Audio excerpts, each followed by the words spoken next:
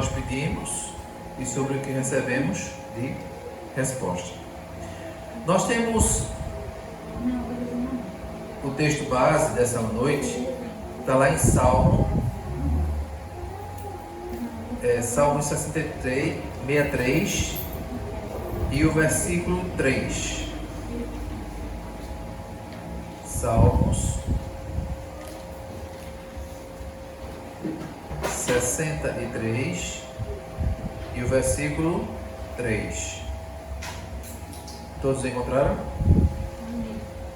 Amém? Na minha versão está escrito o seguinte: porque a tua graça é melhor do que a vida, os meus lábios te louvam. Meus amados, se nós tivéssemos a chance de pedir um favor especial para Deus, não que fosse o único, mas de repente o principal, qual favor nós iríamos pedir a Deus?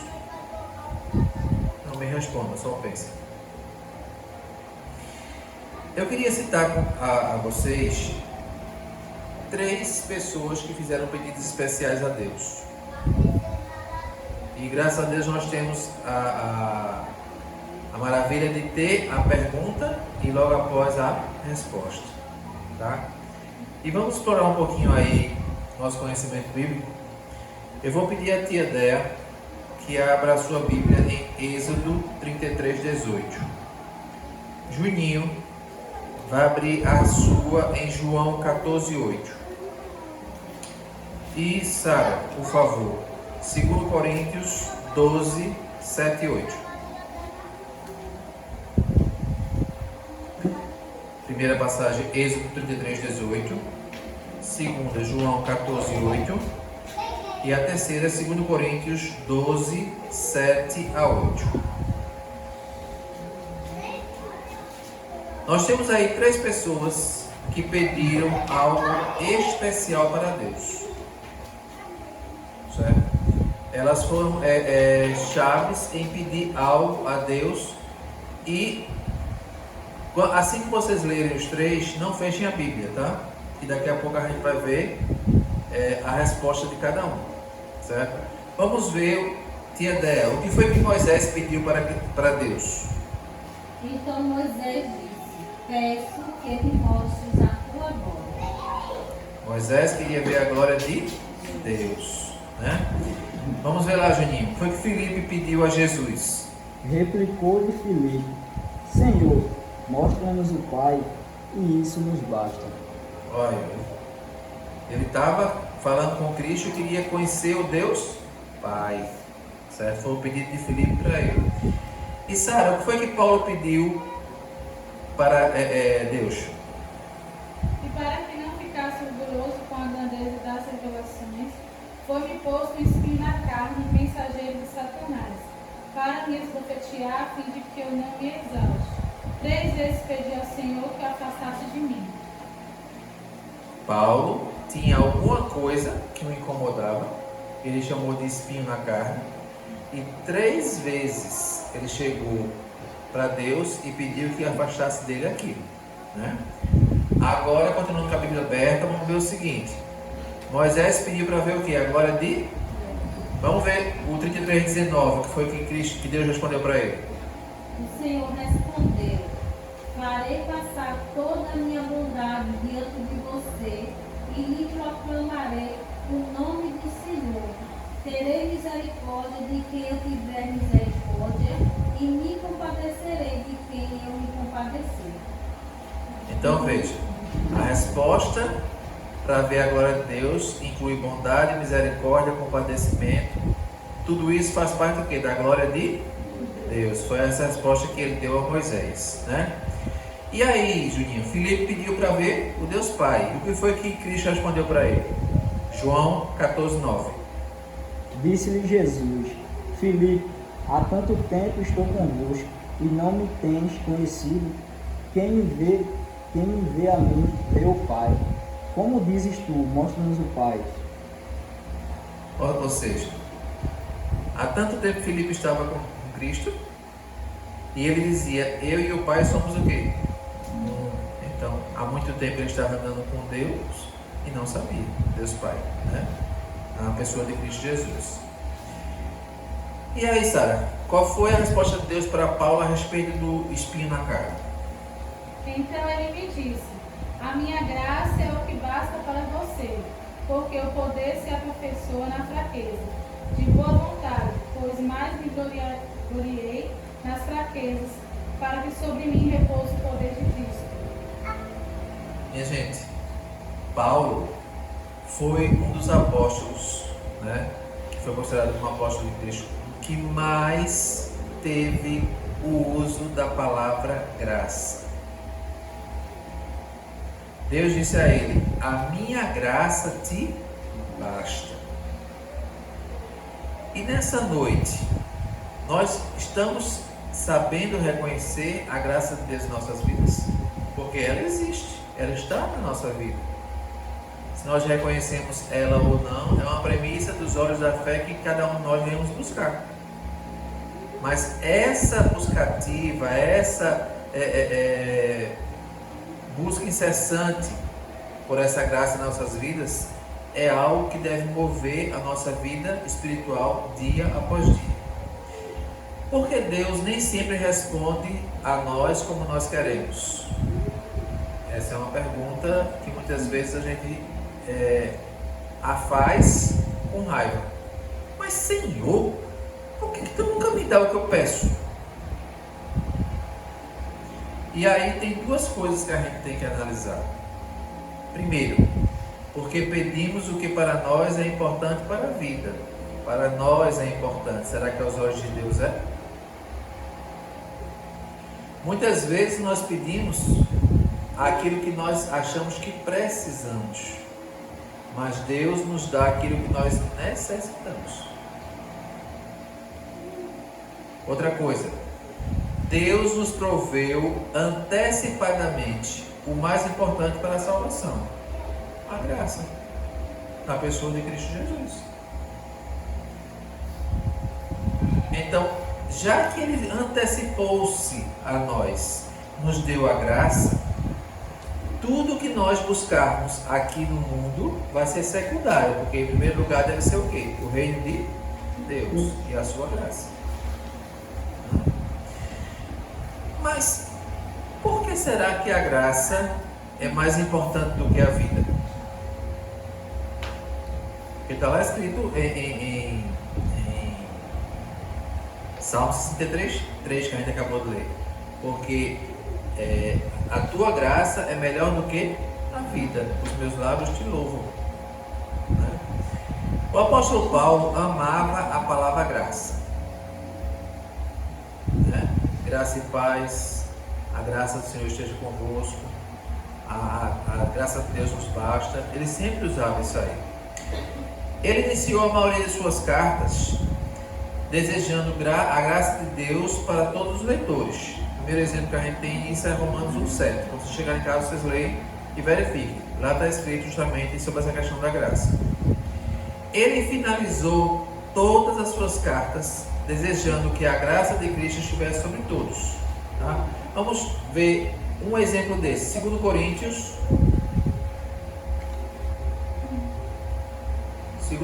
13.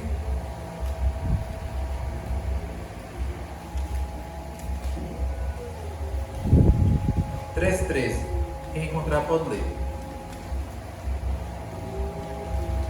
A graça do Senhor Jesus Cristo e o amor de Deus e a comunhão do Espírito Santo esteja com todos vocês. A graça, primeiro, né? O amor de Deus e segundo, a comunhão do Espírito em terceiro.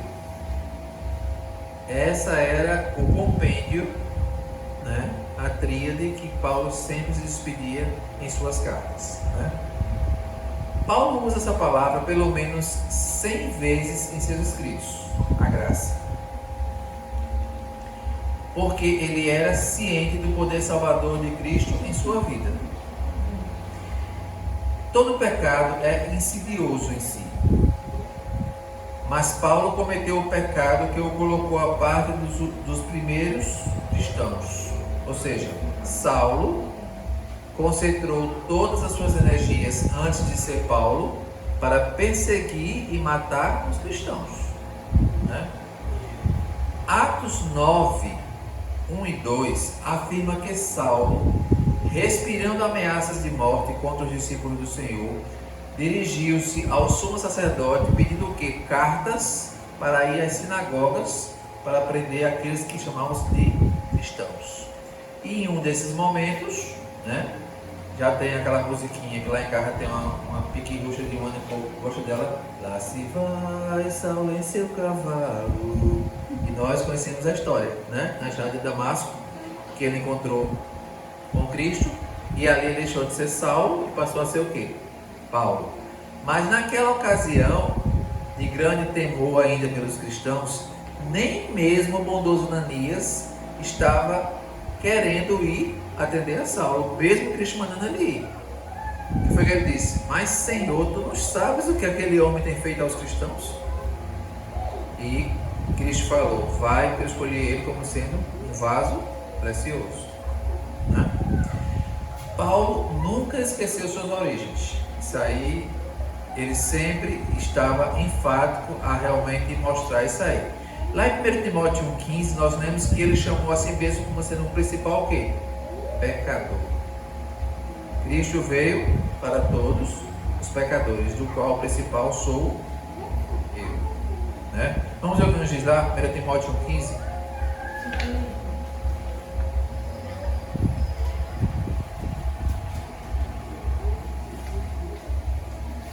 A minha versão diz o seguinte: esta palavra é fiel e digna de toda citação, que Cristo Jesus veio ao mundo para salvar os pecadores, dos quais eu sou o principal, tá? Paulo sempre mostrou esse lado dele aí. E lá, lá na frente, em 1 Coríntios 15, 9, ele diz ser o menor dos apóstolos, mas não deixa de ser digno de ser chamado de apóstolo, certo? Apesar do seu grande pecado, Paulo encontrou a graça de Cristo, experimentou seu perdão, o seu poder transformador, e por isso afirmou: pela graça de Deus sou o que sou, e a sua graça que me foi concedida não se tornou vã. Antes eu trabalhei muito mais do que todos eles, não eu, mas a graça de Deus comigo. Está lá em 1 Coríntios 15, 10. Quando nós somos detentores da graça de Deus, meus amados irmãos, eu e você passamos a trabalhar cada vez mais e muito mais do que antes para poder a nossa natureza ser o quê? Transformada. Só que essa transformação não é requerida das forças humanas, é do poder daquele que habita em nós, que é o Espírito Santo, que vai nos transformando, isso dia após dia. Agora, eu sempre gosto de falar que a nossa vida é feita aquela balança que tinha antigamente na feira, que não é essa filizola que a gente usa hoje, que bota em cima e a cabelezinha vermelha aparece, não, né? Era aqueles dois pratos que botavam, a gente comprava um quilo de tomate antigamente, acho que não chegou aqui na época de muito não, mas quem tem um pouquinho assim, mais de 40, deve lembrar disso aí.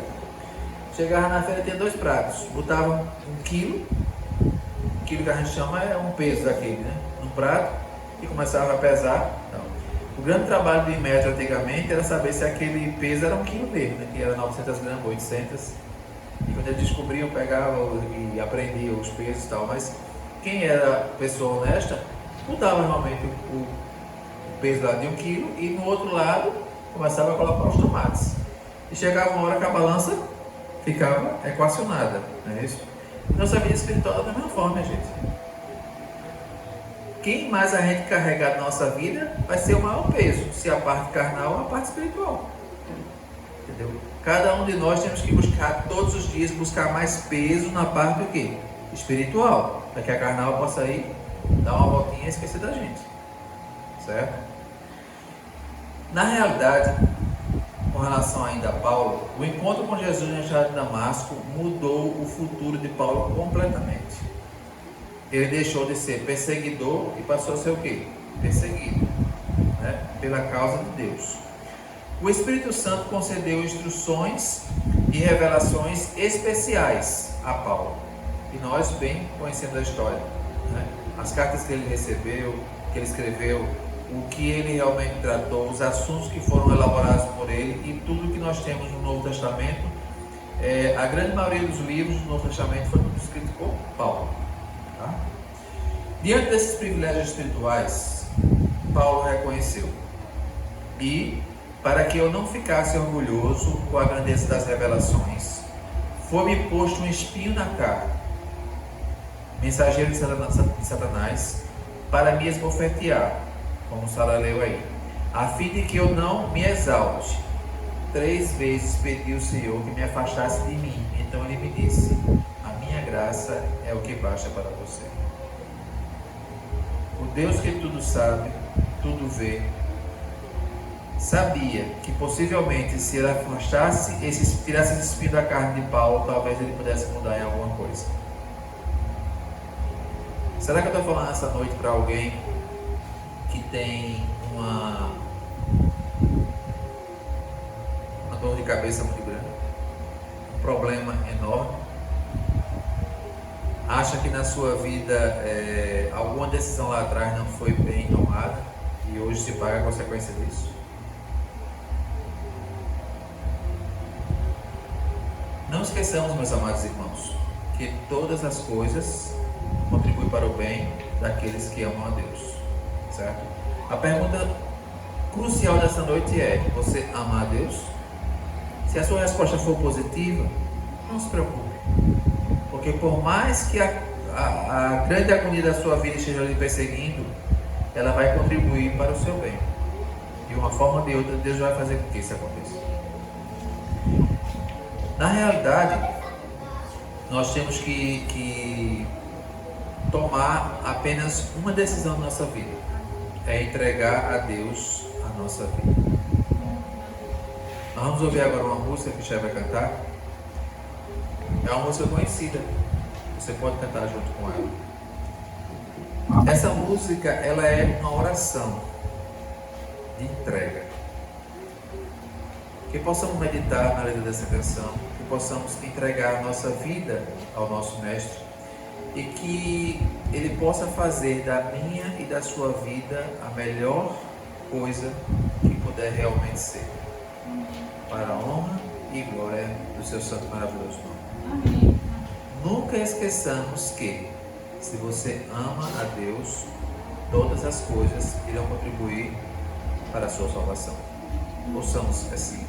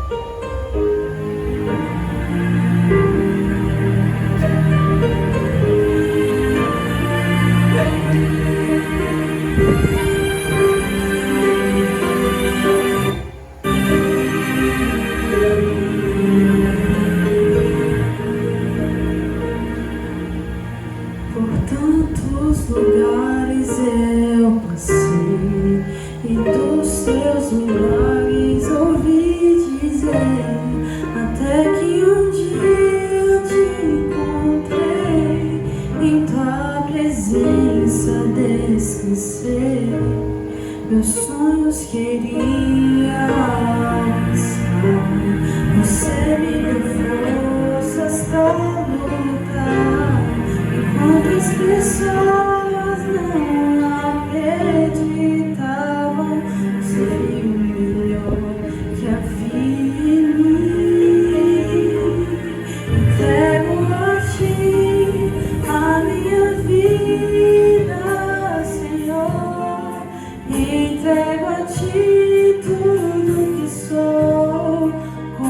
viver sem teu amor?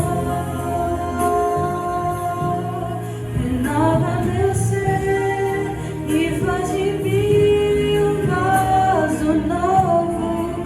Quebra e molda meu interior, dá-me um novo coração. Sei que tens o melhor pra mim.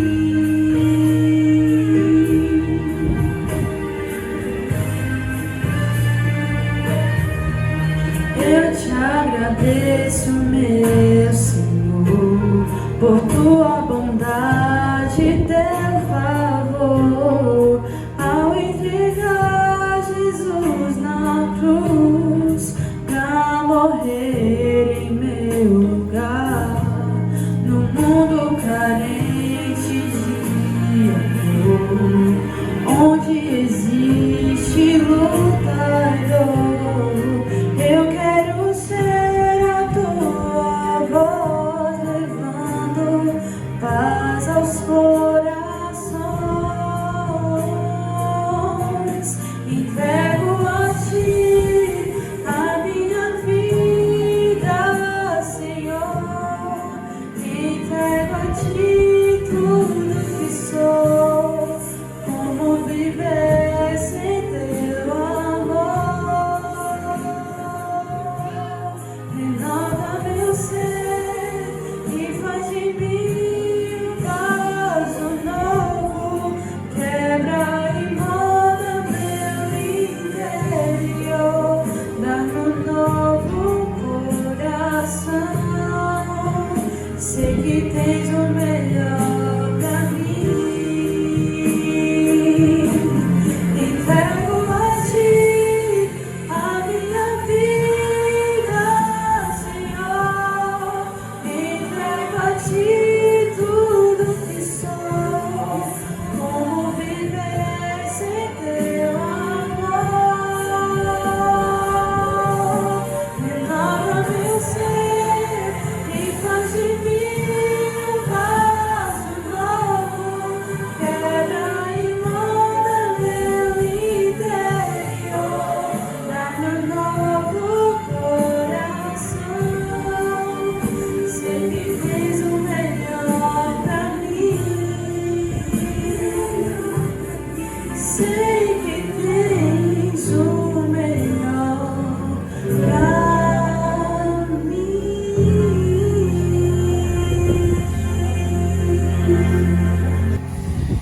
Amado irmão, você sente a necessidade especial de ter um favor especial de Deus? Tem insistido, tem orado, mas você acha que sua oração não é respondida? É levado a crer que Ele não se interessa por sua necessidade? A resposta a todas essas perguntas já foi dada e nós precisamos perceber ela a todo momento. A minha graça é o que basta para você. Porque está lá escrito: a graça de Deus é melhor do que a vida. Que possamos entender essa situação, esse pedido nessa noite.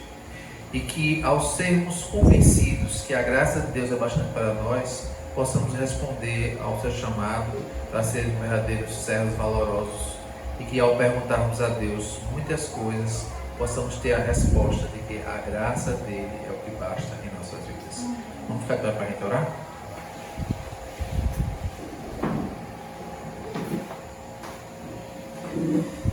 Assim oremos. Amantíssimo Deus, que somos gratos pela vida, pela paz, pela saúde, pela oportunidade que tivemos desse encontro mais uma vez contigo e pela tua resposta, ó Pai, que a tua graça basta para nós. Muitas vezes nos inquietamos, ficamos ansiosos e queremos ter respostas mais ávidas às nossas orações. Mas faz com que possamos aprender, Senhor, a esperar em Ti, esperar o Teu tempo, esperar a Tua resposta. Que a Tua graça possa ser uma morada constante em nós e que acima de qualquer coisa possamos entender que teu amor e a misericórdia tua é uma premissa que ainda rege o mundo. Obrigado por essa certeza. Obrigado pela tua companhia, pela tua misericórdia, teu amor. Leva-nos em paz para casa, dá-nos a noite de descanso feliz, um sono reparador, e desperta-nos amanhã, Senhor, para nossos afazeres. É o que nós pedimos, te agradecemos no doce e maravilhoso nome de Jesus, aquele que vive e reina para todo sempre. Amém. Que Deus abençoe a todos.